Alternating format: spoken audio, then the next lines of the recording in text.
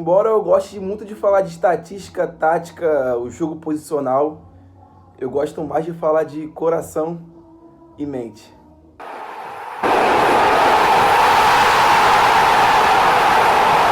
Então, rapaziada, aí ando falando de bola, tá on. E vamos falar do coração, vamos falar da mente? Pera que não é vídeo sobre propaganda de plano de saúde, nem plano do Abel Ferreira. É sobre uma questão que eu vi essa semana do Dele Alli e eu achei muito importante trazer para vocês aqui no YouTube. Então, para quem ainda não é tão tranquilo para falar sobre coração e mente, falar sobre questões emocionais, por favor, eu peço que podem pular esse vídeo e possam assistir outros vídeos. Aqui no card embaixo tem outros vídeos sobre tática, estatísticas, back-to-back, masterclass, mas esse vídeo aqui é mais sobre o coração e sobre a nossa mente, né? E o que ela pode fazer quando você não está com os dois em sintonia, né? Onde elas podem acontecer. O jogador em questão que eu vou trazer para vocês é o Dele Alli. Para quem não sabe, essa semana o Dele Alli foi publicado um vídeo sobre tudo o que aconteceu na vida dele. E ele falou com uma total abertura, até com uma humildade absurda, para uma TV muito importante lá dos Estados Unidos, que é a Sky Sports. Eu não vou lembrar o nome do repórter. Aliás, eu sei que é um repórter, só que eu não lembro o nome dele. Então, para eu não confundir as bolas, né, é melhor não falar. E ele fala de tudo que aconteceu na infância dele, que ele teve uma infância muito dura, né? Para quem não sabe, o Dele Alli, ele é filho de pais que a mãe é inglesa e o pai é nigeriano. E ele fala que a mãe era uma mulher totalmente dissimulada, uma mãe totalmente rebelde. E ele diz que desde novo, quando ele se entendeu por gente, ele já era um marginal. E vamos dizer que se entendeu por gente com 7, 8 anos, que é a época que ele já era usuário e vendedor de droga. Muito forte essa entrevista, então aconselho para que vocês pudessem lá assistir. E ele fala que nessa idade de 7 a 8 anos ele já era um garoto problema, né? Era um cara que já era viciado. Uma criança que já era viciada em drogas. Com 8 anos ele já era vendedor de drogas.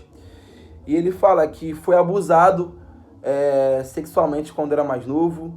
Era totalmente normal, totalmente tranquilo no âmbito dele, né, social.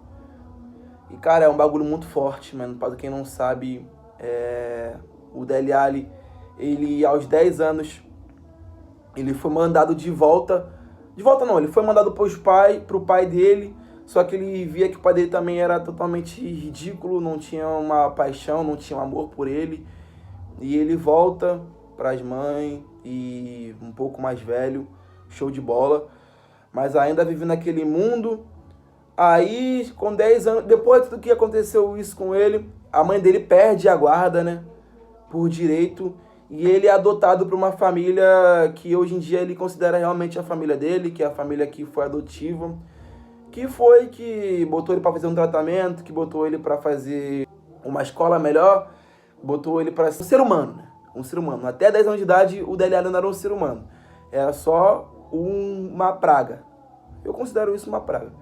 Uma praga onde só fazia mal para quem chegava perto dele e para quem ele chegava perto. Aos 12 anos ele conseguiu, se estruturou, entrou no time de ponta, começou a jogar bola, enfim. Para ele era totalmente normal. Mas, enfim, vamos falar para o que ele falou na situação hoje em dia. Para quem não sabe, o Dele Alli foi um grande jogador ali no meio de 2015, 2016, 2017, onde ele jogou muita bola, né, nesse tempo pelo Tottenham Hotspur. Foi um dos melhores jogadores do mundo, meio campo, mano, muito bom, estava rápido, era um cara que tinha um passe refinado, ainda tem, né? Espero que ele possa voltar. Ainda tem um passe refinado, chute pro gol, enfim, jogador muito bom. O pessoal que é um pouco mais da minha idade sabe como é que ele é. E até o pessoal um pouco mais velho, até mais novo sabe, porque ele foi um jogador que foi mundialmente explícito. Não era um jogador que só jogava bola na Inglaterra. Ele jogava bola por todo o tempo, por todo mundo, que jogou na Copa do Mundo também, jogou muita bola, enfim. E ele respondeu uma pergunta onde foi muito forte. Aonde estava esse jogador, né, que encantava tanto o mundo? E ele respondeu que estava dentro dele ainda, adormecido. E ele conta tudo o que aconteceu com ele, que ao longo desse tempo ele foi desencadeando diversos traumas mentais e físicos e emocionais, onde ele não conseguia mais jogar bola. E todo mundo sabe que as pernas, né, do jogador só correspondem a favor dele se a mente estiver em sincronização com o coração. Porque isso aqui é um jogo, mano, posicional. O coração e a mente precisam estar bem para que as pernas possam corresponder. Tem até uma frase muito importante aí, mas eu não vou lembrar agora, porque eu não comentar nenhuma gafe. Mas, sem imaginar, ele fala também que tomava diversos tipos de medicamento, onde ele ficava totalmente zen, porque às vezes, para um jogo muito importante, era importante ele ficar tranquilo. Porque ele era o cabeça daquele Tottenham, era o cabeça daquela Inglaterra, que jogou muita bola também. E ele precisava ficar tranquilo para que isso não pudesse resultar no campo, onde ele pudesse ter uma atuação ruim.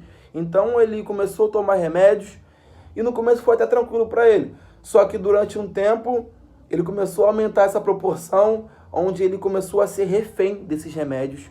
Começou a ser ruim para ele, onde ele via que não tinha mais sentido tomar o remédio e estava tomando mais por uma questão mais normatizada. Eu não vou lembrar agora. Eu não vou lembrar agora. Acho que é hipocondríaco, quando a pessoa ela é doente, enfim. Comente aí, por favor. Quando o cara é viciado em remédio e só consegue dormir com remédio, só consegue jogar bola com remédio, só consegue trabalhar com remédio, só consegue ter autos sexuais com remédio, só consegue ter... Enfim, tudo só faz com remédio. E ele estava começando a ter esses desencargos, né? E esse ponto que eu quero trazer para vocês a que ponto nós, como comunicadores, somos cruéis, né? Nós, como telespectadores, somos cruéis ao ponto de achar que o cara pode perder a carreira com 27 anos. E o Dele Alli, ele traz essa seguinte questão, que ele fala que no auge dele do futebol, ele olhava nos intervalos, né? Olhava pro espelho assim mesmo e olhava e falava assim, não dá mais. Vou pedir para voltar, vou pedir para ficar no banco, vou pedir para ficar, vou alegar uma doença, vou alegar uma lesão mental, uma lesão, enfim. Falava, tinha qualquer desculpa para não voltar para o campo. Só que ele voltava com essas grandes doses de remédios cavalares e mais uma vez ele jogava bola. Só chegou um tempo que ele não conseguiu mais jogar bola. E foi emprestado, foi vendido, enfim, foi chutado do Tottenham. Para quem não sabe, na época ele foi chutado do Tottenham porque não conseguiu mais corresponder ao que o técnico na época esperava dele. Acredito que era o Pochettino na época, né? Enfim, e nós como mídia massacramos, cara. Eu ainda não sou um comunicador da onde eu ganho grana fazendo isso, mas ele fala que pessoas, na época que ele estava no tratamento, né, ele ficou 1 mês e meio se tratando, né, em janeiro. Ia para as clínicas e ficavam pessoas acampadas, cara. Olha que absurdo. Pessoas acampadas do lado de fora esperando ele entrar e sair, tiravam fotos.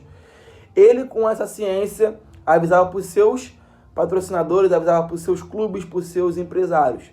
Só que depois que isso foi publicado, depois que essa entrevista foi publicada, essas pessoas que tiravam foto começaram a chantagear os empresários do Dele Alli na esperança de tirar um dinheiro em cima disso. Olha isso, cara. As pessoas queriam tirar um dinheiro para mostrar uma foto de um cara que estava se tratando mentalmente. Os caras queriam tratar de qualquer forma, mano. De qualquer forma, eu entrei esse assunto, mas eu não julgo, até porque o ganha-pão desses paparazzi, né? E então, se a gente tá nessa questão, a gente vai entrar pro outro foco, então eu não quero trazer esse foco. Mas, enfim, o foco é que, mano, os jogadores não são máquinas de moer.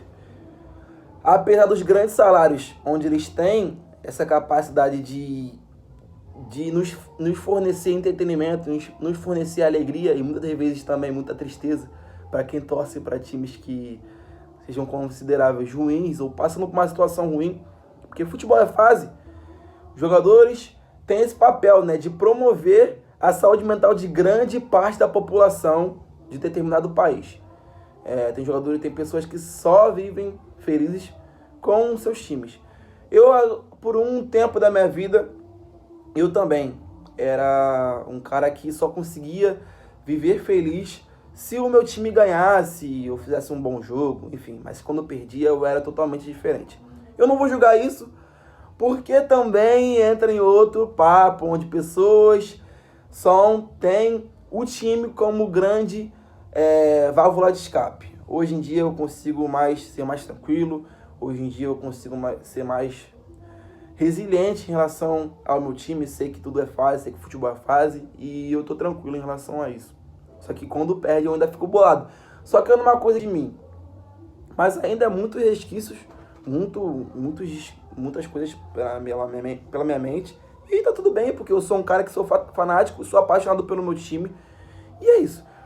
Mas rapaziada, pra fechar esse vídeo, por favor, se cuidem. Pra quem passa por uma situação ainda que psicotécnica, uma situação ainda emocional, peço que vocês possam buscar tratamento. Para os jogadores é bem mais tranquilo, porque eles têm toda a grana, tem todo um aporte financeiro, um aporte mental, um aporte ali dos empresários. Mas para a gente que ainda somos pobres, ainda somos casa plebe, é muito difícil. Mas busquem ajudas. Pô, mas eu não tenho dinheiro para pagar um tratamento numa terapia, porque é muito caro. Eu sei como é muito caro, mas a conversa de um amigo é muito importante, um esporte é muito importante. Essas válvulas de escape que tiram a gente desse meio, desse foco, é muito importante. Então, gente, para quem ainda não tem a grana, né, por favor, busquem ajuda, porque a nossa mente tem que estar bem, mano. A nossa mente tem que estar bem. Para eu gravar esse vídeo aqui, eu tenho que estar bem. Para eu levantar aqui e postar esse vídeo, eu tenho que estar bem. Para eu responder perguntas, para eu fazer perguntas, eu tenho que estar bem. Para eu ir na faculdade, eu tenho que estar bem. Para eu continuar a minha vida, eu tenho que estar bem. Enfim, tudo tem que estar bem. Então, eu já fiz terapia e faço terapia. E é muito importante para mim, foi muito importante para mim. Inclusive, a minha terapia me ajudou a criar o canal e me ajuda a continuar com o canal. Então, por favor, assim, se botem no lugar da minha terapia e curtem esse vídeo, comentem esse vídeo, compartilhem esse vídeo para as pessoas. E, rapaziada, todo mundo espera que... Todo mundo precisa de um ombro amigo. Então, sejam esse ombro amigo. E se você passa por uma situação ruim, por favor, cara, não fica calado não, mano. Não fica calado não. Compartilha com as pessoas que vocês têm mais próximas. Compartilha com a família, compartilha com o amigo. Porque ficar numa merda sozinho é muito ruim. Mas ficar numa merda com outras pessoas tem um quê de esperança. Então, despertem essa esperança dentro de vocês. Valeu? Tamo junto, rapaziada. Bom final de semana.